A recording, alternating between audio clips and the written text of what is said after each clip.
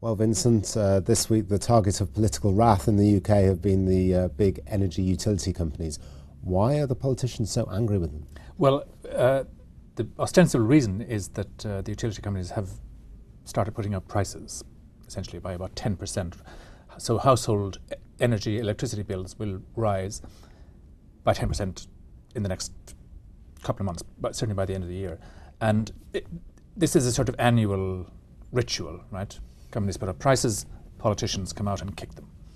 And is the kicking fair? Are they fair to criticise all these? Well, I think that what has happened is that this year has taken on a particular intensity because of the sort of political rivalry between the opposition and the government, and because we're coming up to an election, and this is a big popular and populist issue.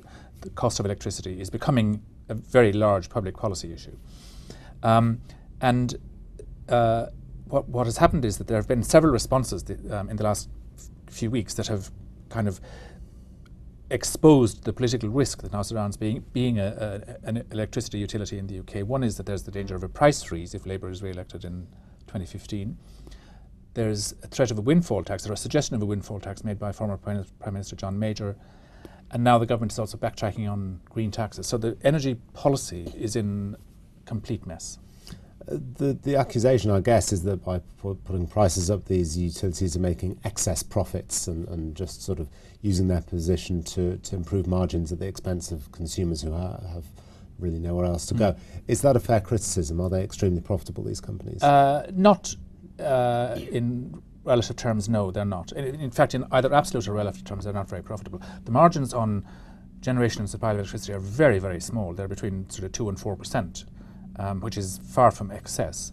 And some of the companies like Centrica, which is a very large UK business, has other businesses besides British Gas that are much more profitable. So I think that the allegation that they're making excess profits on supplying electricity to households and businesses is actually false.